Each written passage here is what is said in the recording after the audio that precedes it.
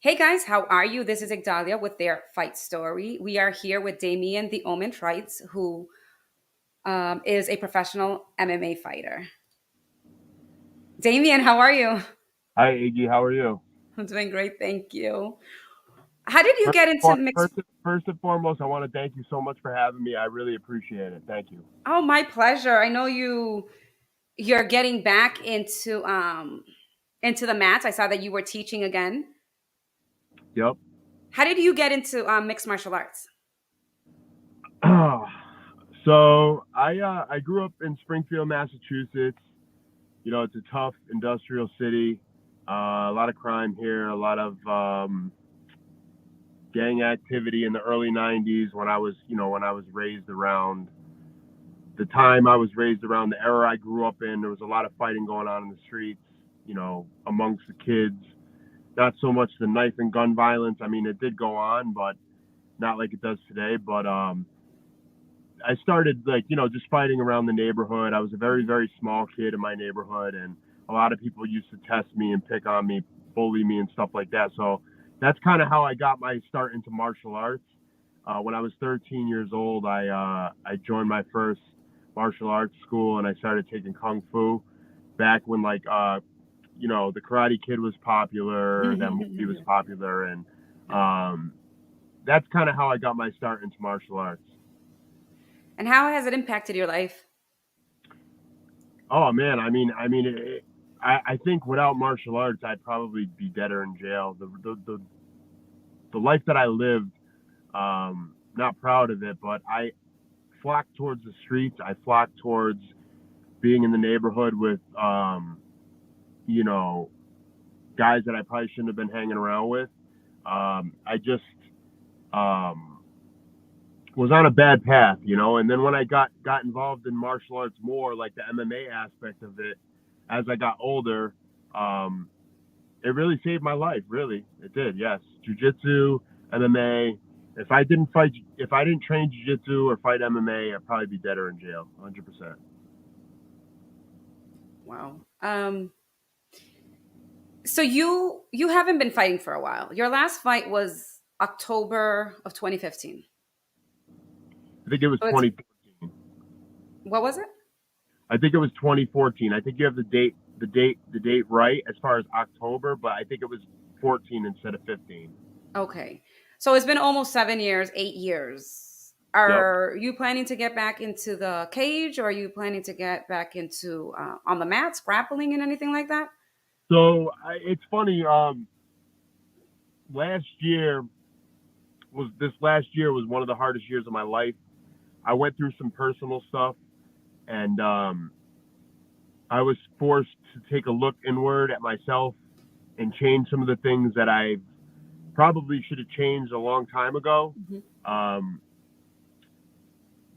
I struggle with bipolar disorder, so I got away from training for a long time, and I started to realize that that was part of my problem with my mental health. The reason why my mental health was struggling so bad was because I wasn't training anymore. I wasn't taking care of myself.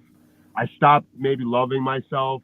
I was drinking a lot. I was, starting to go back to the old me, and I didn't like what I was starting to see. So I went through something that forced me basically to look inward and to make a drastic change. And part of that change was getting back into the gym, getting back on the mats, getting back to the martial arts, getting back to who I really am, a martial artist. Um, and basically, I didn't think that I'd ever want to maybe like fight again. That was not even really a thought in my mind. At the end of the day, it was just about you know, changing my life again, making myself a better person, and it just started to snowball. I started to get in really, really good shape. I started to feel good. I started to get my confidence back, being in the gym, being around a bunch of competitive guys, and I was approached with an opportunity to compete in top level pro ammo July 22nd, and they gave me three different opponents. I told them I only wanted a black belt because I'm a brown belt in jiu-jitsu. I wanted to go step up in competition and fight against a black belt because I've been in this game for a long time. In my opinion, I feel like the belt doesn't really matter. It's really about your skill set. So to me, it didn't really matter. And I've always liked the underdog role. I've always kind of been an underdog my whole life. So I told them that I wanted three black belts. Not three different black belts. They gave me three names. Mm-hmm. I picked one from the three names, and I've been training ever since. And during this camp, I've been in this camp for this grappling match, for like 2-3 months now. Before I even took it, so I was already in good shape when they offered me the match. And then I started to think about MMA. I started to say, well, look, I'm 43 years old. I feel great.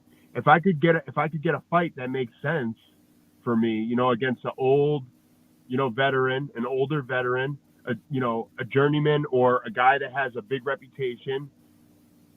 Look, I want a challenge, right? I don't want to fight somebody. Look, I don't want to fight a 25, 26-year-old kid because I know I'm past my prime. But at the end of the day, if I could get a 43-year-old guy, I would take the fight. So there's been an offer put out there for September, for Combat FC. Mm-hmm. I think it's September 17th. I accepted the fight. I can't really give the name yet because they haven't announced it, and I don't want to announce it unless it's 100% confirmed. But yeah, I want to fight MMA again, and I think that I'm gonna shock a lot of people at 43 years old. Now you said you were struggling with mental health. How is your mindset right now to get back into the competition and all that? I mean, I think that the martial arts. Look, I think if people are struggling with mental illness, I think that the answer is not medication. Mm-hmm. I think the answer is not medication. I think that the answer is, and there's a lot of influencers out there that talk about this, like, depression, anxiety, and I don't want to mention anybody in particular's name, but I think that mental illness or depression is a sign that you need to fix yourself, that you need to look inside yourself and say, what is going on in my life and what can I do better to become a better person and a better version of myself? Whether it's work more, go to the gym more, drink more water, eat a better diet. I'm going to tell you the truth. Honestly, for me, just eating better, drinking more water, and going to the gym is my medication. Mm-hmm. I don't believe in medication. I believe that medication really hurts people that are struggling with mental health. Now, I'm not saying that, some people might disagree with me, but I'm telling you what works for me, So, I feel like with the training and everything, my mindset has been much better. It's been much better. I've been in a better place mentally, because of training, eating right, and drinking more water, Now you stepped away from martial arts for a while. Yep. How did you get the strength to get back into it? Because once you, like for instance, for me, once I stepped away from it, it's been difficult for me to get back into it. I know once I get into it, it's like, where have you been all my life type thing. But how it's that push, it's that step to get in there. How did you overcome it?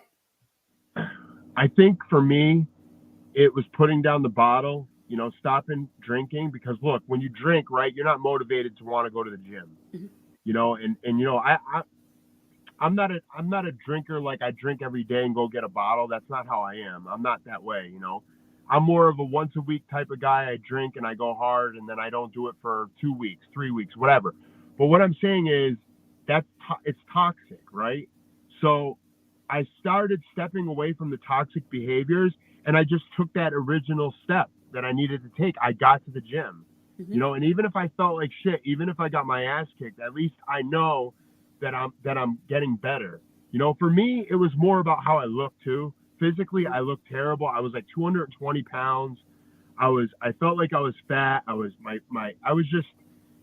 a mess, and I didn't like who I was anymore. I just said, enough of this shit, So if I got to go and, get my ass kicked for a few months, at least it'll be worth it. I understand how hard it is to get over that original hump, coming back, getting beat up, being tired, it sucks. It's a process, but at the end of the day, when you see light at the end of the tunnel and you start to see your body transform and you start to see yourself become better, Mhm. it just motivates you and gets you to where you become addicted again to that grind, and Mhm. that's where I'm at. I'm like, every day I'm just trying to sculpt my body and make my body better and just build myself up to back to being, you know, a shell, like a little bit more of who I was before. Obviously, I'm 43. I'm never going to be the man I was when I was in my prime, but I know that I can become a better version of myself every day. Yeah. So June is Men's Mental Health Awareness Month. You know, As a man, what struggles have you seen? Not necessarily what you've been through or experienced, because some people don't experience certain things. But as a man, what are the struggles that are out there? dating is a struggle for a man. Dating today is a mess. Mhm. Society is completely screwed up in the dating world. I mean, people I feel don't have really morals and values anymore when it comes to relationships. People are quick to do the grass is greener on the other side and jump to another relationship. And when they have somebody that's a good person that maybe needs work, or they have a good soul, or you know put in the work with that person. Don't jump to another person because you think the grass is greener on the other side. Every relationship is going to be work. So I think dating for a man today is very difficult. Um, as a man, not a lot of people really care about what we're going through. It's really about, like, you know, what our value is, and that's just the truth of the matter of it. And it's it's sad. I mean, really. I mean, I communicate with all my guy friends. Like, I Mhm. ask them if they're doing good, or I check on them.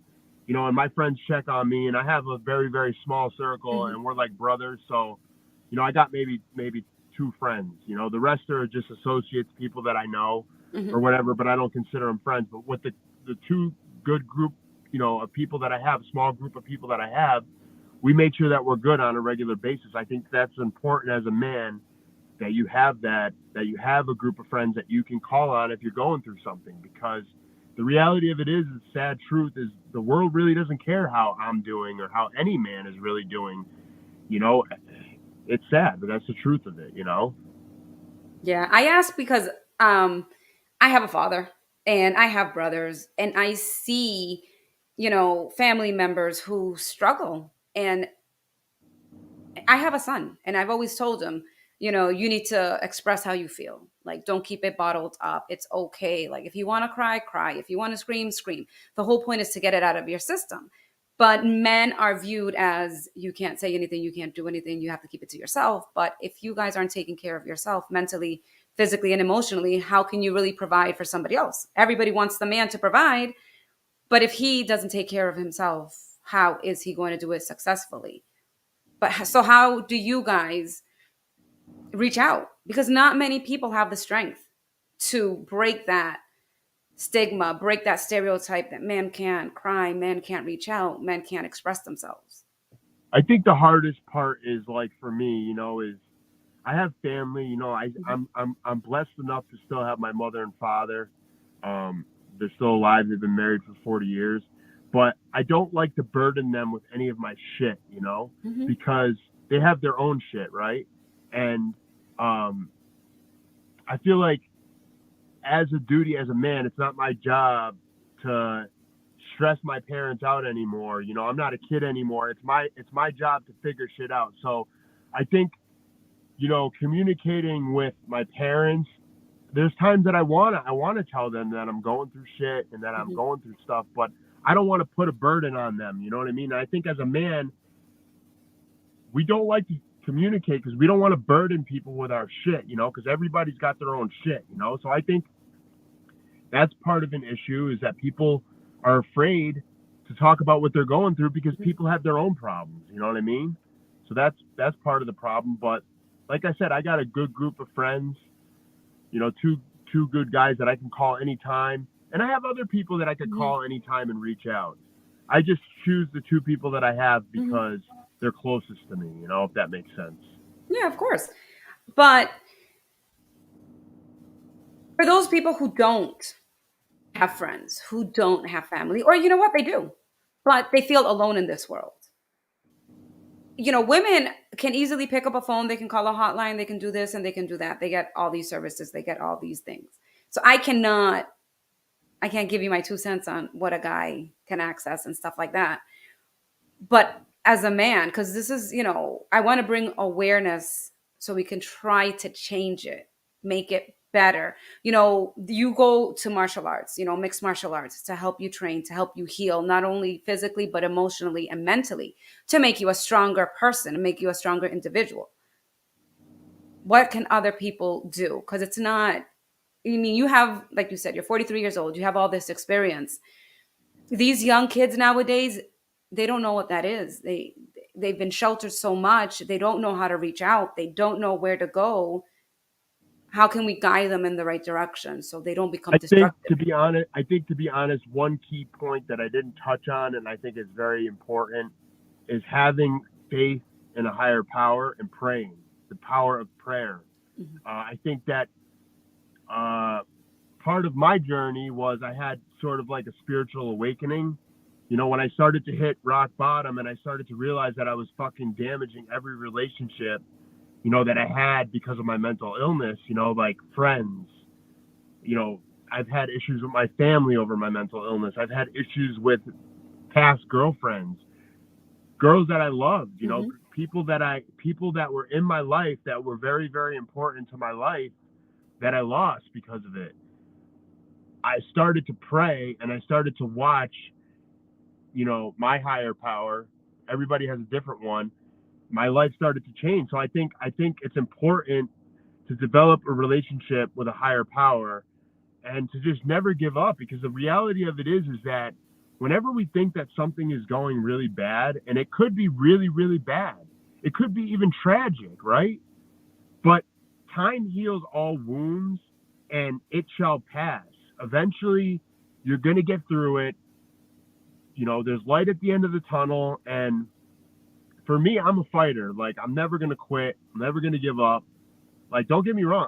I've thought about it, because this world is really, really, really messed up, Mhm. but I just say to the people out there that are struggling, if you can't reach out for help, reach to God, go to the church, go get involved in the church, maybe go help out at a homeless shelter, because if you help out at a homeless shelter, you're going to realize that you really don't got it that bad. It could be a lot Mhm. worse.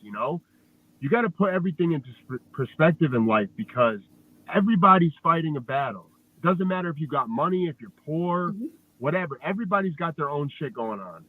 So I just think it's just all about changing your mindset, really. Mhm. Changing your mindset, saying, no, I have to be better. I have to figure this out. I have to fight on. I got to fight. And, that's what fighters do. So, I mean, I can only speak for me. Mhm. I get it. Not everybody's a fighter.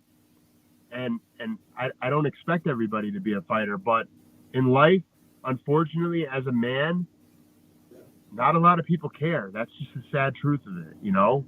And it sucks, but it's the way the world is. It's Mm. sad. Is there something that you wish somebody would have said or done to help you?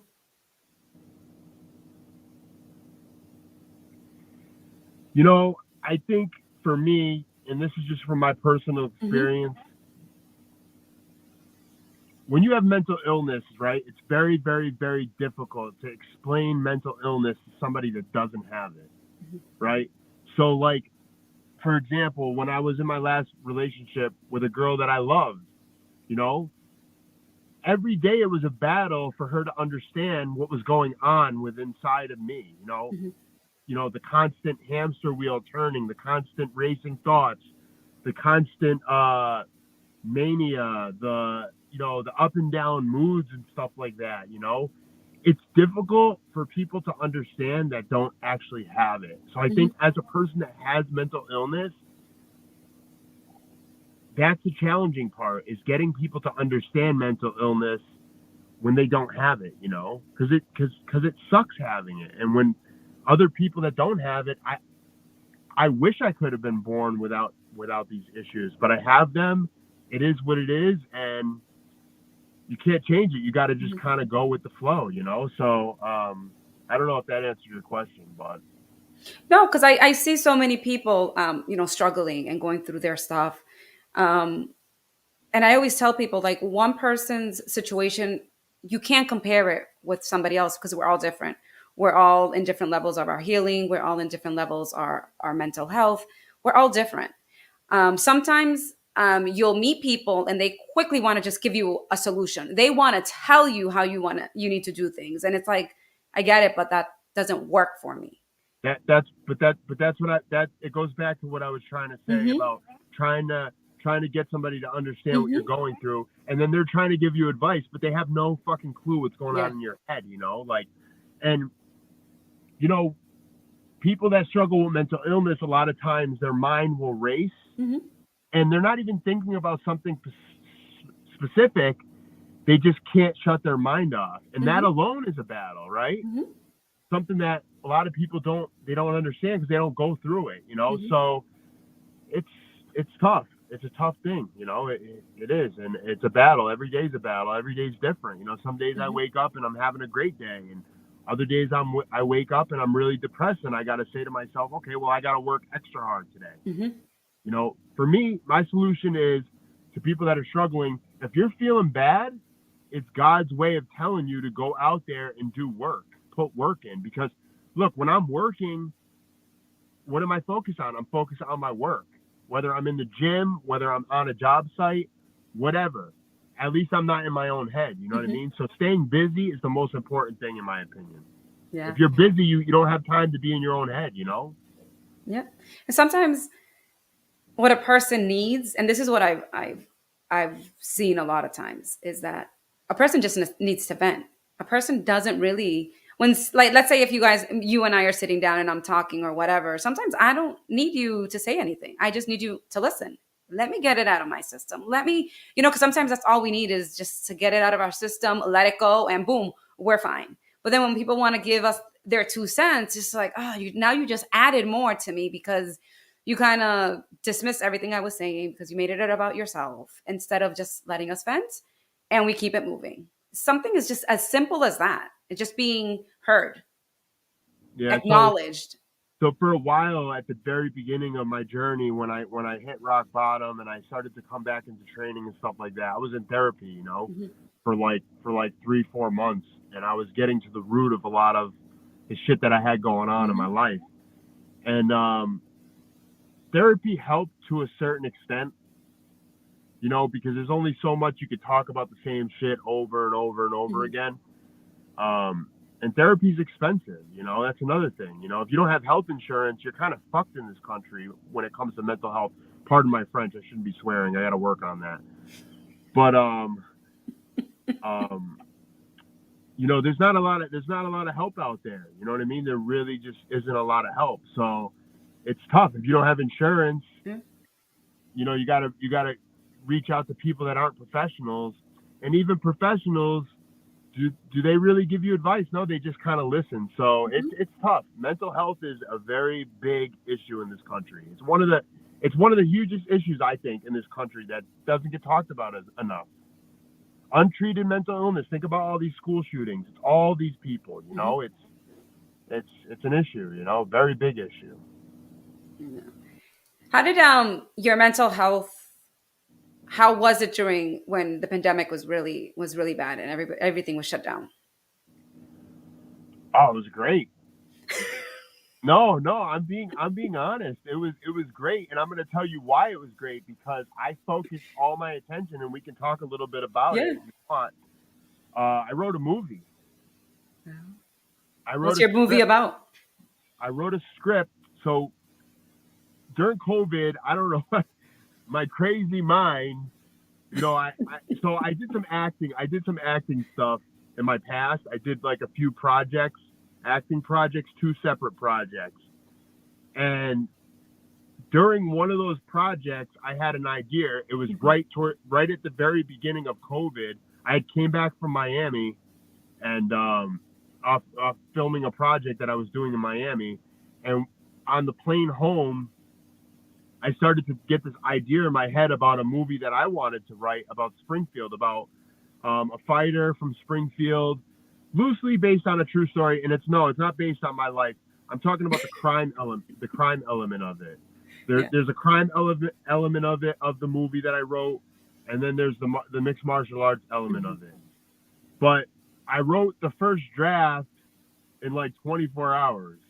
I went on like this writing spree, so to speak. It took me like 8 hours, and I just wrote a bunch of shit. Like I wrote characters, I wrote like an outline of a story, and then I started to just build on that outline with a friend of mine, Brian Hoyle. Um, we partnered on this project, and we're almost completely done with the story. It's been 4 years in the making because we rewrote it. Mhm. We've changed it so many times because we got to make it the best possible story. But Mhm. COVID for me was good because I accomplished something that's going to be huge for my life, in the future, because we're working on getting a production company to make this movie now as we speak. Nice. How does that make you feel? It's exciting. I mean, it's another chapter in my life, and it's a kind of a sort of a dream that I've that I've had for the past 4 years, and I believe that if you work hard for something and you believe in something enough, Yeah. that you can make it happen. And I'm living proof because everything's slowly coming together. And I say slowly because this business is a very Hmm. difficult business. You don't just say I want to make a movie and then it happens. It's not how it works. It's a process. It's a long, grueling process, and very few people can get it done. So if I wasn't mentally, insane, I probably wouldn't be able to do it. But you just like very challenging stuff because people want to be a fighter or they want to be they want to get into the fight game, but they don't really want to put all the work and all the effort. They just want the label of a fighter and not do it. And now you are doing a movie, but you can't do all this without putting all this extra work, like everything. So do you just like really, really challenging stuff? Is that what it is? I think that having bipolar is a blessing and a curse, right? I think that a lot of the most talented, smart people actually have mental illness, Hmm. especially in the film world. Like all the greatest actors have been known to have mental illness or drinking problem or whatever. With that being said, I think that my mental illness, yeah, forces me to challenge myself. It forces me to challenge myself because if I don't challenge myself, then what? Hmm. I'm just in my own head, and I'm sitting in my apartment being not productive. Like Hmm. in this world, if you want something, you got to go out and grind and get it, or you're not going to get it. Like sitting around thinking about what you want is not going to get it done. Like at the end of the day, you got to put in the work. And if you ain't willing to put in the work, then you ain't going to get nothing. And Hmm. it's the people that sit around, in their depression, and then they don't do anything about it, that they end up just giving up. Hmm. And I can't do that. I have a son. I got a family who loves me. So I got to just keep marching forward. Why now? Why are you doing this now? Now you want to do your fight career. Well, not do your fight career because you've been a fighter, but you're taking it back, and now you're doing your movie career. Why now? Like, what pushed you? Not so much the COVID, but what pushed you? Like, what in your head said, you know what, it's time. I don't want to talk about it too much because it's like something personal. Okay. But I lost like a very very very important person in my life that I really really I love and respect very very much. Um, and like I just realized that I didn't like the person that I had become. Hmm. I was back involved and entrenched in the streets again. I was becoming a worse version of myself. I was becoming the worst version of myself. Like I wasn't, I'll be honest, I didn't like who I was. I was a bad person, and I Hmm. and I and I had a lot of resentment towards myself and how I let myself go back to that and I just said enough. I said, I don't want to be this person anymore. It's not who I am. You know what I mean? Hmm. Like, I'm a good person. Like, I have good parents. Like, my parents raised me right. Like, like, how would they feel if they really knew what was really going on with me? You know what I mean? Like, they they wouldn't respect me. They would fucking disown me. Like, and at the end of the day, I carry my family's last name with pride. Like, I Hmm. want them to be proud of me. And at the end of the day, what it all comes down to in life is legacy. What do you leave behind? What are Hmm. people going to say about you when you're gone? They're not going to talk about how much money you have. Nobody's going to care about that because money don't make you a good person. It's about your character. It's about honor. It's about care.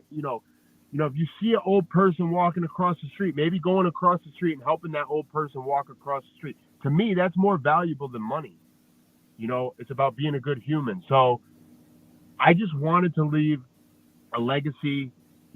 When God calls upon me, when I take my last breath, whenever that is, because it could be any day, it could be any time, no one knows, right?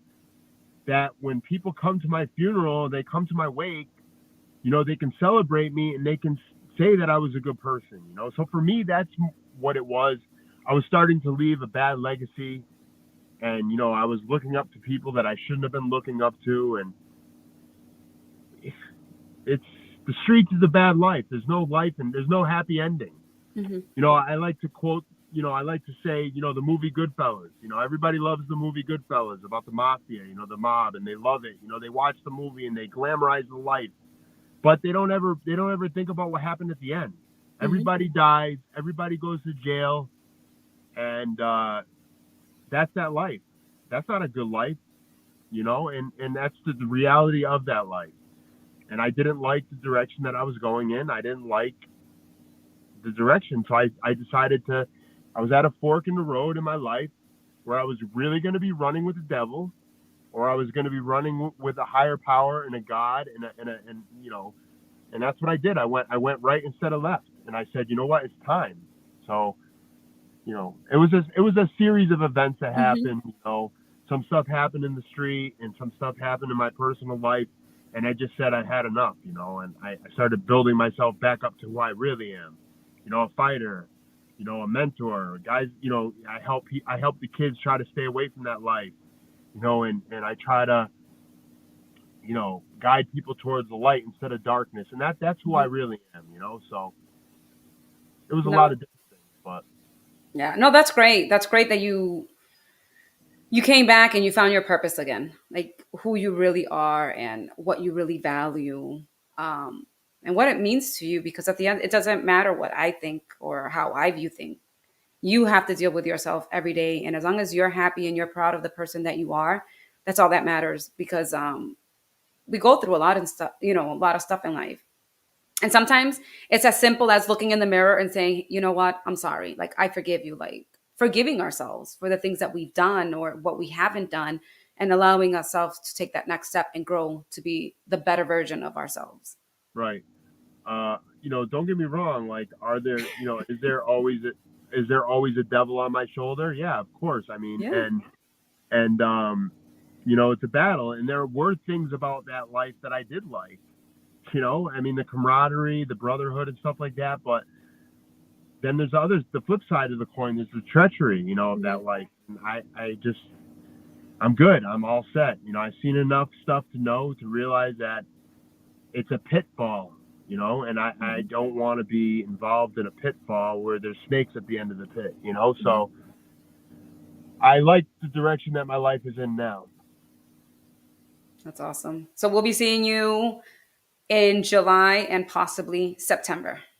Yes, I'm really excited about. Your face lit up. Yes, well, no, I'm being honest because I'm really excited. It's been a while since I threw the gloves on. It's been a while since I took that walk, Yeah, and win or lose, I'm you're not going winning. there. I'm not going there to lose. Hmm. I will go out on my shield if I have to. At the end of the day, it's always been the same with me. It's kill or be killed, and that's how it's going to be in my last fight. And I think even more so now because this is my last fight. I know I said that before, but I'm 43. I'm not going to do this ever again. And I just want the fans to be like, wow, that just happened. That was insane, you know? And I want them to respect both of us at the end of the fight, regardless of who wins. Mm-hmm. And that's my ultimate goal, is to entertain the fans and to put on a show, you know? But what if you get a call and they say, "Hey, we have this new title, and it's called the Old Man's title." Would you be like, you know Man, what? Why not? the old man title? Yeah, Nah, I like ain't, I ain't fight, I ain't fighting for no old man title. no. No, no, maybe, I don't know. But then, if you win, your name would always be there. Like I'm the first There's the one, old man that won. right? So Oh, no. You know no. what? I'll let you think about it. I'll let you Okay. think about All it. right. Yeah, yeah. My thoughts aren't going to change, but okay. Awesome. Before we conclude, is there anything else that you would like to share? I would just like to say that I have tickets. We're gonna have to blank that out. It's got my address on. We can't now. um, yeah. Well, everyone knows where I live. Well, listen. No. I got tickets to my grappling match. If anybody wants to hit me up on Instagram, my handle is GG Mosha MOCCIA _ 413. You can hit me up, DM me if you want to come support my grappling event, and I will be announcing stuff about my movie on my Instagram as well as my MMA fight in September. And if anybody out there is struggling with mental illness, I would love to, not give you advice, but vent to you. You know, if you need to vent to me, um, you You can can hit me vent up. to them as well. Yeah, we can vent to each other. You know. And Awesome. I want to thank my team, Grit and Gratitude Brazilian Jiu Jitsu, Grit and Gratitude Wrestling Academy, Bernie Ave in Springfield, Massachusetts.